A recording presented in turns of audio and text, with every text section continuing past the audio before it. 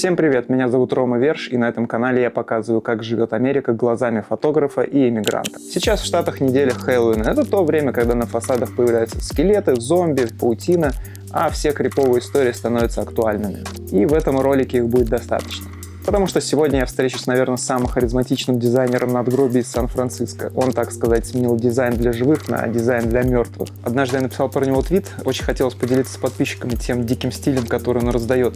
Твит залетел на больше 100 тысяч просмотров, я показал это Владлену, и он вдохновился создать ТикТок. И надо сказать, не зря. Сейчас у него там 15 тысяч подписчиков, и он с ними регулярно делится различными тонкостями работы в погребальном бизнесе Кремниевой долины. Вместе с ним мы поговорим о работе, о жизни, о смерти, об эмиграции в Америку, ну и, конечно же, узнаем ответ на главный вопрос: как быть жизнерадостным, работая в такой профессии. Помимо этого, мы также раскопаем мрачные истории города и посмотрим самые красивые захоронения Бэй-Эри. Устраивайтесь поудобнее, не забывайте ставить лайк, и мы начинаем. В городах, где я бываю, меня больше всего интересует их историческая часть. Именно поэтому, когда я переехал жить в Сан-Франциско, я быстро приступил к его изучению. Оно быстро привело меня к разочарованию. Дело даже не в том, что западное побережье имеет не такую богатую историю, как восточное, где первые города – это британские колонии с историей. Дело в том, что большую часть Сан-Франциско уничтожило знаменитое землетрясение в 1906 году. Масштабы разрушений были просто колоссальные, да и к тому же большая часть города выгорела в результате пожара. Кстати, в одном музее в викторианском доме в Сан-Франциско мне рассказали, что жители сами поджигали свои дома, чтобы получить страховку. Короче, большая часть истории города была безвозвратно уничтожена, а то, что уцелело, впоследствии добила джентрификация. И именно тогда я понял, что искать нужно глубже. Буквально в прямом смысле этого слова. Тогда я решил отправиться посмотреть местные некрополи. И с удивлением обнаружил, что в самом городе их нет. Все они за его пределами, причем за пределами уже современной черты Сан-Франциско. В городе, который называется Колма. Колма – единственный город в Америке, где мертвых больше, чем живых. Здесь расположено 90% всех захоронений Сан-Франциско. Но так было не всегда. Когда мы говорим о джентрификации Сан-Франциско, мы чаще вспоминаем художников, вытесненных стартапами, в Whole Foods и кофе по $8. Но 100 лет назад этот город уже переживал впечатляющее по своей массовости переселение. Только тогда выселяли не бедных, а мертвых. Там, где сегодня парки, университеты и музеи, раньше лежали десятки тысяч тел. Долорес Парк, Legion of Honor, University of San Francisco и даже Asian Art Museum. Это все бывшие кладбища. А узнал обо всем этом я благодаря вот этой книжке, купленной на гаражной распродаже за $10. Это издание 1960 года. Называется она «Холмы Сан-Франциско». На обратной стороне здесь показана карта и 42 холма. И про каждый из холмов есть отдельная глава. В общем, листаю я книгу и нахожу вот такую интересную фотографию. Известная мне локация, на переднем плане большое кладбище. Еще, кстати, написано, что на нем похоронен был сын Наполеона Бонапарта. Я поехал в этот район, чтобы получше изучить это место и найти какие-то остатки старого некрополя. И я его нашел. И это Сан-Франциско Колумбариум. Здание, построенное в 1895 году. Как видите, сейчас оно окружено жилой застройкой и является единственным напоминанием, что вокруг него когда-то было огромное кладбище, самое большое в городе. Но, как и многие другие, оно исчезло с карты города. Когда-то в Сан-Франциско было порядка 36 кладбищ. Погосты украшали многие холмы, но город рос, и земля, занятая мертвыми, становилась слишком привлекательной для живых. Да и тем более многие начали жаловаться, что жить рядом со 130 тысячами мертвых – это, знаете ли, не очень уютно. И в 1901 году в Сан-Франциско официально запретили все новые захоронения. В 1920-х бывшие кладбища города пришли в невероятное запустение. Газеты писали о грабителях могил и огромном количестве вандалов, которые выкапывали гробы из земли и искали там драгоценности. В итоге было принято решение провести массовую эксгумацию. Гробы перевозили эшелонами, сотни в день. Существовал даже funeral train, специальный поезд, который ежедневно вез тела из Сан-Франциско в Колму. Перенос памятников, кстати, был совсем не бесплатный. Тех покойников, у которых не осталось родственников, готовых занести денежку, хоронили в общих могилах, а надгробия пускали на стройматериалы, фундаменты и стены. В итоге к 1940 году почти все кладбища были перенесены в город Колма. И Колма – это не просто кладбище, это настоящий архитектурный заповедник. Поэтому сейчас мы отправимся туда, чтобы познакомиться с нашим героем и рассмотреть город мертвых получше. Обожаю надгробия со статуями. Умилительное зрелище, умилительное. Я просто... Господи, щеки аж болят улыбаться. Но я влился в этот прикол. Ну, I'm not only a designer of tombstones, I also create them, I also install them. Все в своей жизни я делаю по приколу. Где же еще, конечно, мы могли встретиться, как не в такой атмосфере. Прекрасное место, ну согласись. Это шикарное, 100%. Как вообще ты оказался в Америке? Как ты сюда добрался? С какими намерениями? Я в России работал веб-разработчиком, работал в национальной компьютерной корпорации, и все у меня было хорошо, работал в Москве, то есть в целом даже не думал куда-то переехать. Были, конечно, мысли, но не такие радикальные. А потом случилась война, и я понял, что медленно начинаю сходить с ума. Я не понимал, как вообще можно все это поддерживать. Я в метро вот еду, и я смотрю на этих людей и думаю, блин, ну у вас же тоже это в голове, тоже, что и у меня просто такие мысли, знаешь, все, вот мы сейчас этот вагон берем, выходим и идем на Кремль. Вот, со стороны, наверное, это очень странно казалось, потому что я просто понимал, что я рано или поздно спровоцирую полицейского или что-то сделаю абсолютно противозаконное. Я и так делал противозаконное, то есть в плане написания постов, в социальных сетях. Но потом мне вовремя удалось уехать. И через какое-то время ФСБшники начали стучать в двери к моим родителям, стучать абсолютно везде, где я жил. Но мне прямым текстом сказали, что не приезжай, ты до дома даже не успеешь уехать, потому что тебя задержат в аэропорту. И в итоге ты здесь, в Сан-Франциско. Да, прекрасное, чудесное место. Но у тебя как бы бэкграунд UX-дизайнер, и ты изначально пытался найти работу в этой сфере. Да, именно в веб-разработке, UI, UX дизайн. Я работал в стартапе здесь. На фрилансе я продолжаю делать веб-сайты для разных организаций. Ну, сейчас тоже у меня проект. Я работаю параллельно в биотех-стартапе как фронт-энд разработчик, UX-дизайнер. Мы печатаем ДНК для компаний, которые занимаются радикальным продлением жизни. Забавно, да? То есть днем я для мертвых делаю дизайны, да, а вечером наоборот. Мне кажется, все для очень живых. Шикарно сходится, прямо максимально гармония. Да, в жизни важна инь-янь, гармония. Это правда.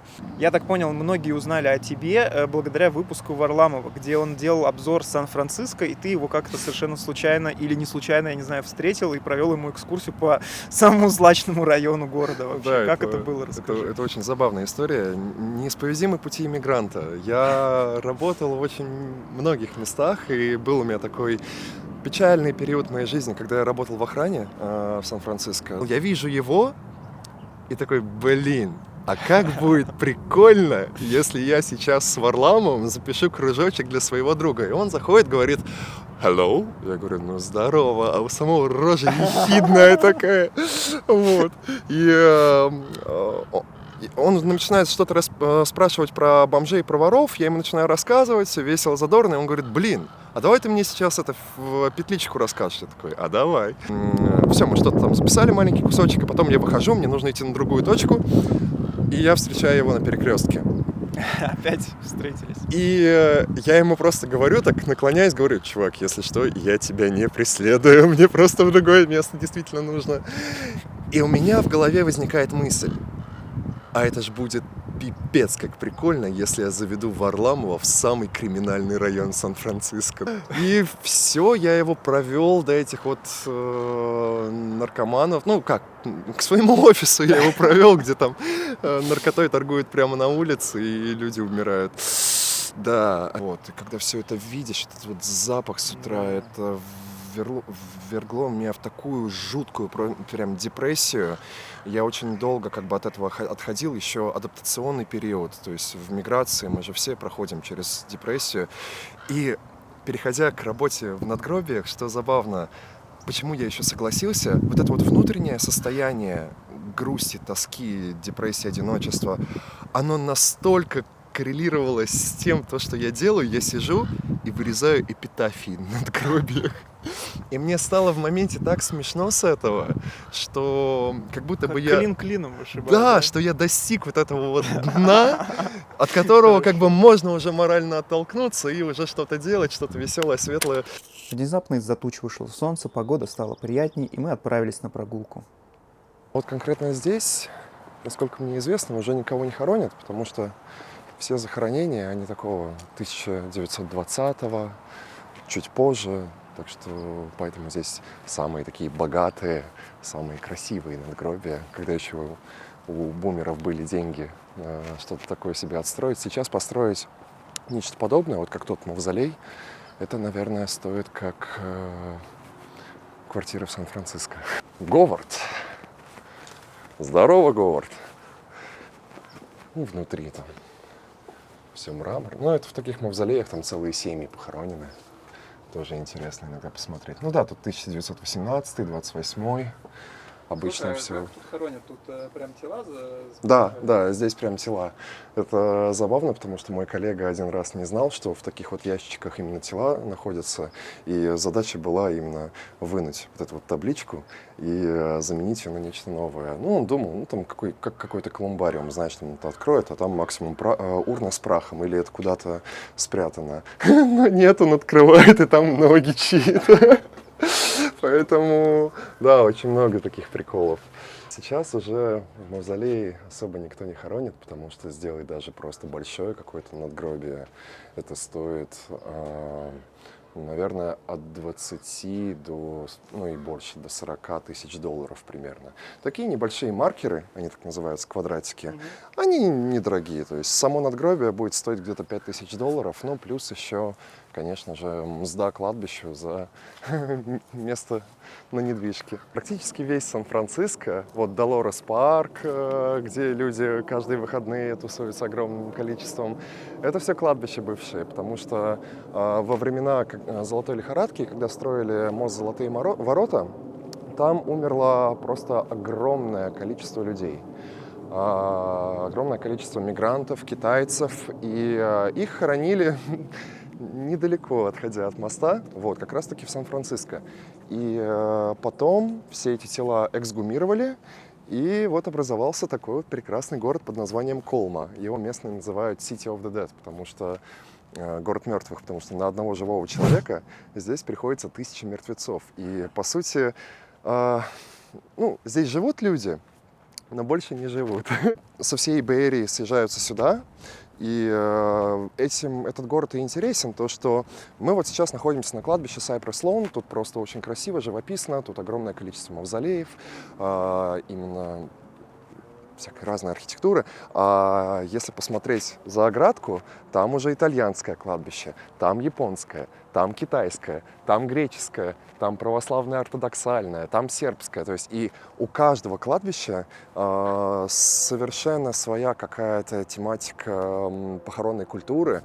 Они все используют какие-то абсолютно разные способы погребения. Ну нет, обычно всегда одно, то есть закопать под землю, но все равно это очень интересно смотреть культурный контекст именно того, как определенный народ в какое-то определенное время какие методики захоронения использовал. Вот. И тут такой вот, если приехать первый раз, происходит, ну, по крайней мере, у меня произошел культурологический абсолютно какой-то шок. Все в своей жизни я делаю по приколу. Сюда приехал, начал заниматься UI UX дизайном, ну, это тоже около айтишная сфера. А потом мне предложили: Владлен, хочешь делать надгробие? Я такой: блин, звучит прикольно, как какой-то, знаешь, какой-то краткосрочный проект, и один день просто даже отработать, но чтобы галочка была, я делал надгробие. Но, как видишь, пранк затянулся. О, вороны — это да. И мне всегда казалось, что это какой-то, знаешь, стереотип. Почему вороны именно на кладбищах? Но ответ очень простой, потому что здесь водятся хорьки, вот, а они такие хищники, и поэтому другие птички как-то сюда не захаживают, потому что, ну, здесь нет какой-то еды, а воронам норм. Но, кстати, Колма не единственное место, где можно прикоснуться к мрачной истории города. А прямо сейчас мы находимся в Буэна-Виста парке. Это парк в самом центре города. Рядом проходит улица Эшбури-Хейт, самая известная хиппи улица Сан-Франциско. И мы выбрались в парк, чтобы поискать надгробия. Те надгробия, за которые внесли деньги для того, чтобы перенести их на новое место, они переехали. Но осталось огромное количество надгробий, за которые деньги никто не внес. И их пустили на организацию обустройства города. И этот парк ярчайший тому пример. Желобки для отвода воды идут тут вдоль всех дорожек, и люди, проходящие мимо, даже не обращают на них внимания. Да и действительно, если не знать об этом, то ничего странного можно и не заметить. Ну, камни и камни, что такого? Но если идти и целенаправленно разглядывать эти желобки, быстро натыкаешься вот на такие артефакты, всякие буквы, цифры, и все сразу встает на свои места. Вот здесь, например, и вовсе применены остатки колонн или старых крестов. Видите, вот они прямо в стене. Другое, не менее впечатлившее меня место, где применялся камень с бывших кладбищ, это Вейфорган. Он находится на косе залива недалеко от яхт-клуба «Марина». Это такая звуковая скульптура, построенная в 1986 году из камня и архитектурных фрагментов старых склепов. Когда поднимается прилив, вода наполняет трубы, и они издают низкие звуки. Очень атмосферно туда приходить, особенно в пасмурную погоду. В общем, смотрите сами. Я выбрал, конечно, идеальную погоду для того, чтобы посмотреть все эти достопримечательности и снять видос. Просто как бы на улицах вообще нет людей. Ну вот, собственно, камни. По ним видно то, что это бывшие могильные плиты. Знакомые архитектурные элементы, да? Но встретить кусок склепа на прогулке это еще окей, а вот хозяевам частного дома в районе Ричмонд достался куда более жуткий привет из прошлого. Во время ремонта дома под бетонной плитой своего гаража они нашли гроб. Он был детского размера с окошками, а внутри тело девочки, сохранившейся вместе с одеждой, идеально, несмотря на то, что пролежало там 150 лет. Видимо, рабочие во время массового переноса в Колму просто забыли о нем или не нашли. И сколько таких кладов осталось в земле, где сейчас жилые кварталы, остается только гадать. Поэтому у жителей старых районов Сан-Франциско шанс найти мертвеца у себя на заднем дворике хоть и мал, но точно не равен нулю. Почему нравится людям True Crime? Потому что люди любят смотреть на страшное и табуированное, находясь в безопасности. А я, делая свой ТикТок, преследую несколько целей. Первое – это уничтожить табуированность, которая витает вокруг всей этой похоронной тематики и кладбищ. Мне вообще очень не нравится, когда, знаешь, там всякие люди начинают говорить: «О, кладбище – это страшное место, где, не дай бог, нельзя что-то оставить, нужно какому-то своду правил следовать, не дай бог, могильная земля будет…» Это я вот пока ехал сюда. Да. Но суть в том, что после некоторых рабочих дней у меня могильной земли под ногтями хватит на маленькую баночку приправ. Вот. И в целом это просто памятник архитектуры. Это безумно интересно посмотреть, как люди пытаются оставить что-то после себя. По факту это просто тело. Как мы с тобой уже говорили, Сан-Франциско — это в прошлом огромное кладбище. Даже вот сейчас, где человек сидит, смотрит это видео, наверное, вот под ним тоже когда-то были захоронены люди, потому что история человечества, она огромна. И я хочу снять вот эту вот пресловутую табуированность и показать кладбище именно с точки зрения культуры, с точки зрения архитектуры. И почему я выбрал эту работу? Потому что, как для дизайнера, мне кажется, это было безумно классно рассмотреть, как можно вписать в камень, в плиту маленькую историю человека. То, кем он был, как его видели близкие, то есть потому что некоторые надгробия, они в форме скрипичного ключа. Некоторые, там, не знаю, в форме какой-то медицинской тематики.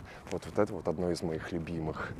Ну ты посмотри, ну это же… Та, с которой ты сидел? Нет, моя любимая надгробие зовут Люсия, на другом кладбище расположена.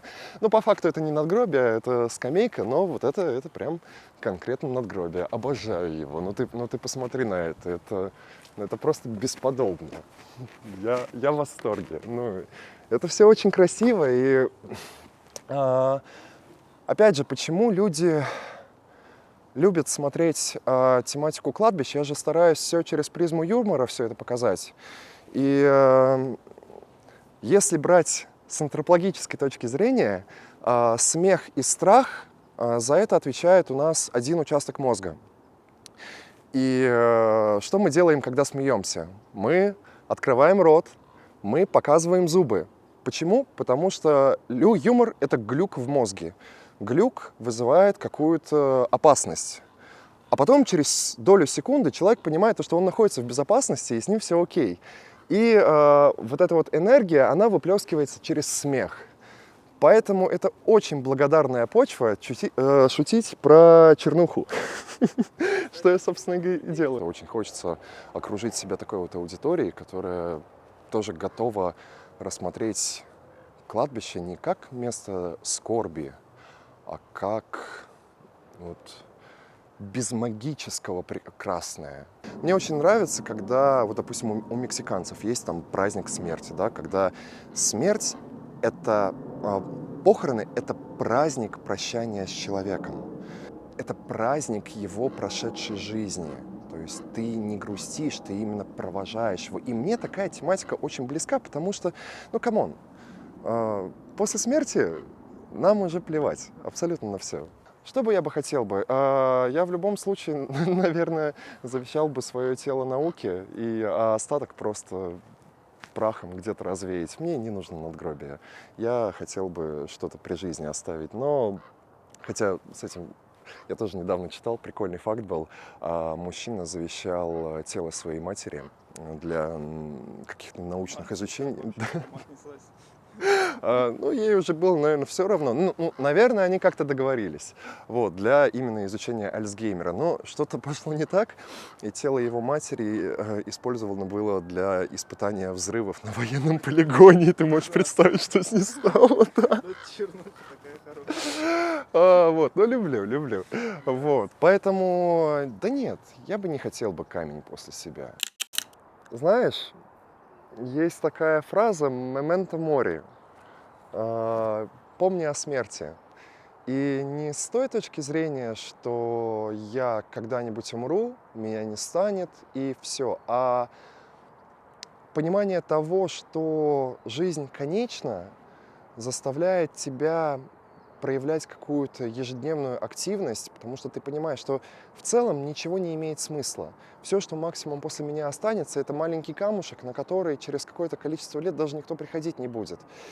И я, когда работаю на кладбищах, я не думаю о мертвых. Я стал жизнерадостнее от этой работы. Начинается все с того, что мне приносят фотографию. Почему-то люди приносят абсолютно в век цифровых технологий, они приносят какие-то помятые, скомканные, распечатанные фотографии, и я их беру в Photoshop, обрабатываю в фотошопе, ретуширую, благо с современными нейросетями улучшить качество в этом нет абсолютно никаких проблем. Ну, даже недавно мы делали надгробие для какого-то мега крутого рэпера, там, знаешь, типа микрофон, позолоченные буквы, вот это вот все. Дали фотографию, сфотографировали CD-диск, он рэпер был, и просто дали мне фотографию CD-диска. Я там, конечно, очень много работал. Вот, ретушь фотографии, затем берется ретушь фотографии, она переносится в программу для векторной графики, и уже я делаю шейп надгробия, который выбрал клиент, и туда накладываю эпитафию. Соответственно, когда дизайн уже готов, там очень похоже, на самом деле, с обычным дизайном. Это просто начинается чехарда, отправляешь клиенту, он отправляет себе правки, и вот до тех пор, пока он не утвердит. Когда дизайн утвержден, на специальном таком станке я переношу дизайн на специальную резину, которая это дело все в общей сложности вырезает. Затем я беру эту резину и клею на непосредственно камень. Знаешь, еще почему я люблю эту работу, почему я захотел туда хотя бы на какое-то время перейти, потому что от работы в IT я понял, что у меня руки из жопы растут, и я ничего руками-то делать не умею. А тут прям нужно все абсолютно четко. Тут такая ответственность. Одно дело, когда ты делаешь сайт или приложение, а тут ты вырежешь что-то не так, и это останется, не на 100 лет. Это какая ответственность с точки зрения дизайна, это же вообще безумие. Потом я надгробие крашу, и потом езжу сюда на установку. Поэтому я за вот эти вот полгода выучил абсолютно весь процесс изготовления надгробия от получения ужасной фотографии, простите, до непосредственно. Очень был забавный заказ, когда пара была, двое мужчин, и он был довольно зажиточный, и он заказал надгробие, но не на кладбище. Вот, он взял это надгробие, он жил на берегу океана, на краю обрыва. И потом, как мне сказали, он выпил вина, и он столкнул это надгробие прямо в океан. Вот это круто, вот это я понимаю. Ну, это прям здорово. Японцы, они, по-моему, не заморачиваются. Я могу ошибаться, но на моем опыте принесли, значит, прах в пакете, который был похож на пакет из KFC. И вот у меня коллега рассказывает, он берет этот прах, кладет этот пакет в машину, вот, и с нами работает коллега мексиканец, и он на тот момент был жутко голодный, они едут в машине, он так, знаешь, подглядывает на эти пакеты и спрашивает его: а что мы, куда едем вообще, на какое кладбище? Он говорит: да вот как, мы впятером сейчас вот едем на японское кладбище. Тот говорит: как впятером? Почему впятером? Ну как, я, ты и вот эти 3 молодых человека. То есть вот этот вот юмор, который присутствует, мне прям очень заходит. В чем вот я люблю Америку, в том, то, что Америка — страна возможностей, это не просто фраза. У тебя действительно, если ты можешь что-то делать, если ты хочешь что-то делать, у тебя это обязательно получится. Ты в любом случае можешь найти столько разных вариантов, и это просто делает твою жизнь невероятно насыщенной, и вот ты классный. Когда я начал уже делать ТикТок, я стал углубленно изучать вообще весь этот вопрос, начал узнавать, кто здесь вообще из знаменитостей, допустим, похоронен. Вот, допустим, вот там, прям за оградкой, похоронен Савелий Крамаров. Это советский актер, которого все знают по «Иван Васильевич меняет профессию» и «Золотой теленок» и так далее. Но именно что богатой историей меня поразило кладбище, которое находится в Окленде, в соседнем городе. И его архитектор был Фредерик Лоу Олмствуд. Это чувак, который, по сути, основал ландшафтную архитектуру в США. Это тот человек, который создал Централ Парк в Нью-Йорке, вот этот вот знаменитый. И его подход к созданию кладбища — это что-то уникальное. То есть он создал парк, куда люди приходят просто отдохнуть, просто побыть наедине с собой. И как он продумал каждый момент, то есть там дорожки, они стилизованы под изначальный ландшафт вот этого холма, на котором находится кладбище. Он использовал 5 видов деревьев, которые с точки зрения мифологии коррелируются очень сильно с тематикой загробной. Там кипарисы, американский дуб. И я совсем по-другому стал смотреть на кладбище в целом. А так, конечно, то есть тут на каждом кладбище какие-то свои приколы. Вот эти вот камушки на еврейских кладбищах, какие-то удивительные вертикальные памятники на японском. Здесь есть несколько кладбищ домашних животных, где для маленьких шиншиллок делают вот подобные надгробия, подобного размера. И я уверен, я огромного количества еще вещей не знаю. Это место таит в себе просто колоссальное количество тайн. И это удивительно, это классно. Может, тогда прогуляемся просто? Да. Посмотрим, покажешь какие-нибудь места прикольные? О, с удовольствием. Слушай, ну вот заметь, все надгробия, они разные, и у этого есть какой-то определенный код. Допустим, если ты видишь надгробие, которое вот так вот рассечено пополам, и там прям трещина, она часто сделана специально. И это означает, что жизнь человека прервалась внезапно. Если ты встретишь ягненка на надгробии, значит, там похоронен ребенок. И, иной раз смотришь, какое-то вообще овальное надгробие или там какая-то книга. И я вот за эти полгода столько, не знаю, лишней или не лишней информации вбил в свою голову, но, тем не менее, это прикольно. Вот там фараон какой-то похоронен, к примеру. Ну, не фараон, конечно. Возможно, это что-то масонское, потому что вот здесь снова Illuminati confirmed. Масонский символ, поэтому обожаю надгробия со статуями. Вот там есть итальянское кладбище, и они просто упарываются по именно статуям Марии, Иисуса и вот этой всей религиозной тематики. Но самое красивое, что там есть, это, боже мой, самое красивое, это детское кладбище. Простите меня, пожалуйста. Там, ну представь, то есть целые ряды вот таких вот небольших надгробий, и они все сделаны как статуи, и между ними практически нет пространства. Много детей умерло ради красоты. Вот. Есть кладбище домашних животных в Сан-Франциско, недалеко от Голден-Гейт моста.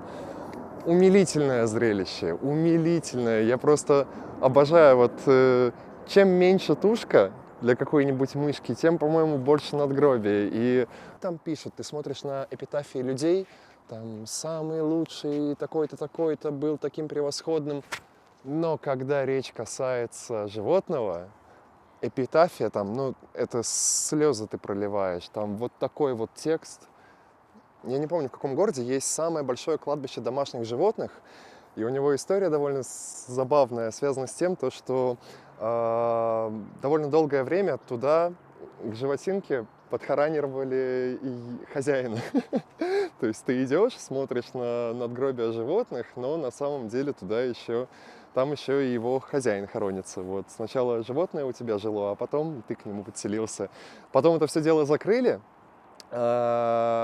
Люди взбунтовались, начали орать: дайте нам эту возможность, мы хотим вместе с Тузиком лежать. И в итоге теперь это можно. Вот, теперь снова стали подхоранивать людей, но это никак не рекламируется. То есть кто знает, тот знает. Никаких табличек с человеческими эпитафиями там ничего нету. Но да, я обожаю эти места. Вот, там же на итальянском кладбище можно встретить всякие разные вообще мавзолеи. Ну, богатые итальянцы, они там что только не творили. Есть мавзолей такой у самого крутого мафиозника. Крутой мафиозник, если так можно вообще выразиться, центровой. Вот. Но только не как у нас делают криминальные авторитеты, там, не знаю, какое-нибудь надгробие размером с BMW. А тут итальянцы, они, ну как они делают, это просто бесподобно, там они такие красивые. У меня в ТикТоке очень большая боль, когда начинают говорить о том, что «Ой, вы слишком много времени проводите на кладбище, это же такой ужас, мертвые там могут вас достать, ущипнуть, кладбищенская земля», и вот это вот все. Моя отдельная боль — это астрология. Я просто не привык верить во что-то, чему не было ни одного какого-то статистического научного доказательства. Мне пишут опять же: «Ну ты скорпион».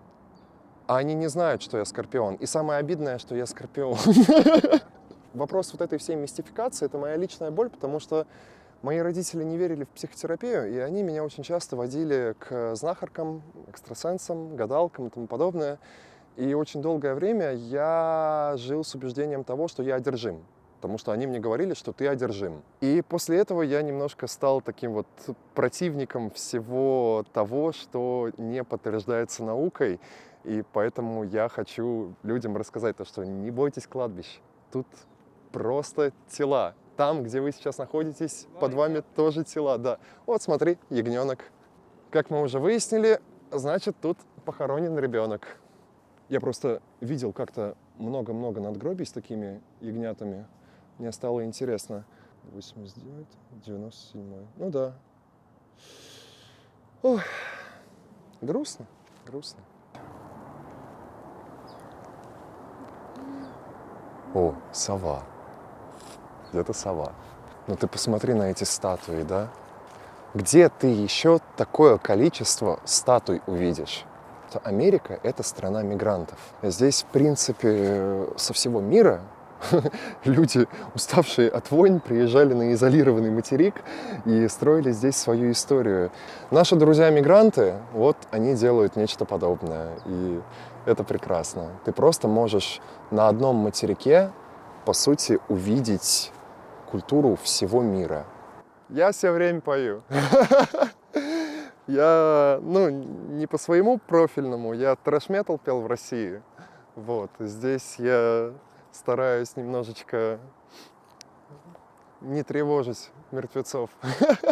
Когда ты чем-то занимаешься, вот опять же совет блогерам и тем, кто занимается чем-то на YouTube, TikTok, Instagram, должна быть абсолютно устойчивая ассоциация человека и того, что он делает.